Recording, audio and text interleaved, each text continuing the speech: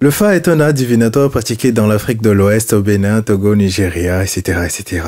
Ça, c'est le blabla qu'on lit lorsqu'on va sur Internet. Sauf que le Fa, ça va bien au-delà. Et la divination n'est qu'une infime partie, d'accord, de ce que c'est que le Ifa. Et ça, c'est ce qu'on va voir aujourd'hui, après 8 mois d'absence. Let's go!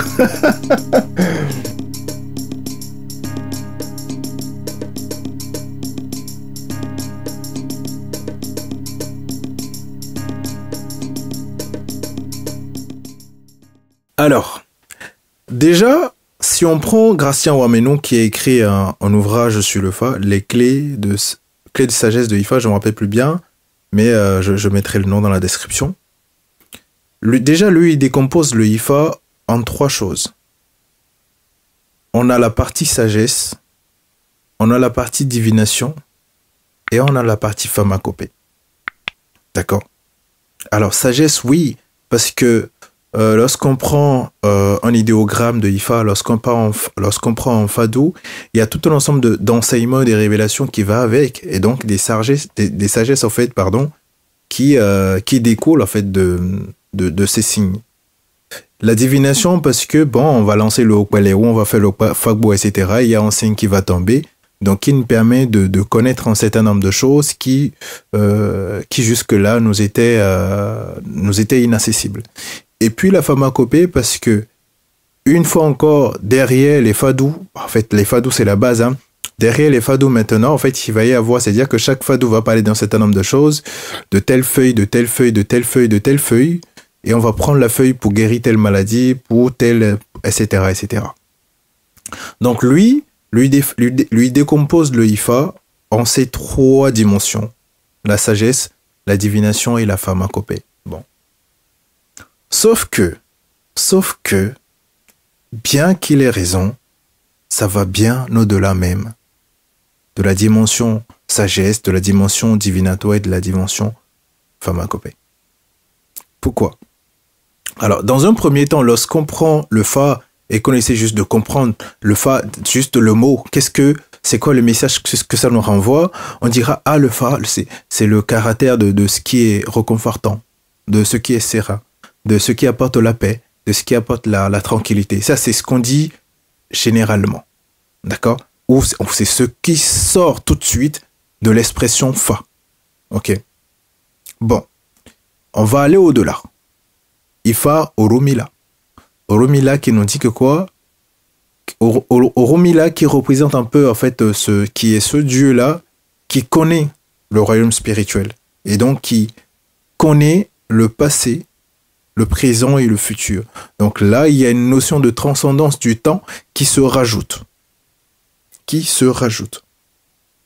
Maintenant, si on prend maintenant même les fadous, les idéogrammes qui composent le Fa, qui sont au nombre de 256, mais nous allons nous baser sur les 16 premiers, les 16 signes mères de Ifa.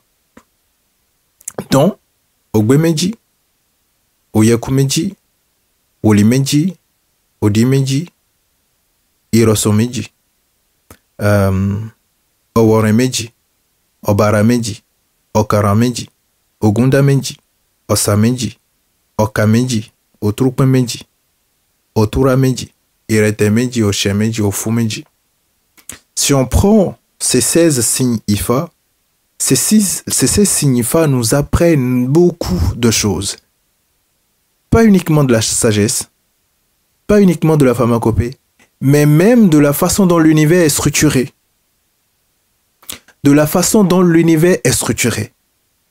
Si on prend un atome, si on prend une particule, si vous prenez tout ce que vous voulez, le Fa te parle d'un certain nombre de mécanismes qui régit un atome, une particule, une cellule, un corps physique, peu importe, toute matière.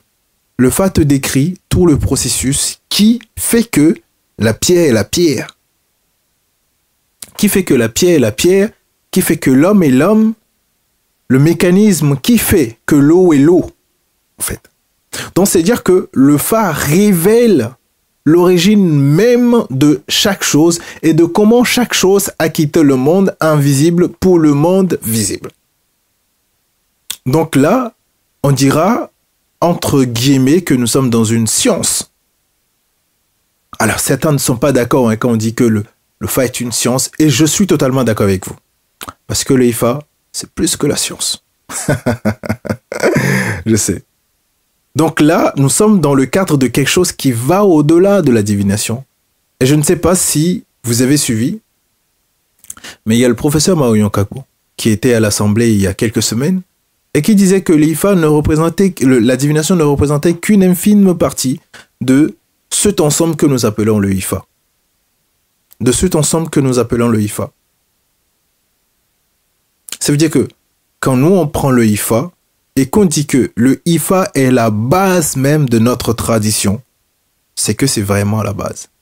Au-delà de Ifa, il n'y a rien d'autre. Il n'y a rien. Pourquoi est-ce que je dis qu'il n'y a rien? Parce que si on commence à prendre en compte un certain nombre de choses déjà, déjà quand on prend le thème Odu, puisque le système de Ifa, on parle de Ifa parce qu'il y a les Odu. D'accord? Donc c'est le Odu, l'ensemble des Odu en fait qui représente l'Ifa. Si on prend Odu, déjà le mot Odu, qu'est-ce que c'est? C'est le caractère de ce qui est mystérieux. Le mystère. Sauf que, c'est quoi ce principe, c'est quoi cette énergie qui est le mystère même absolu? C'est Mao, Tadase Bolissa.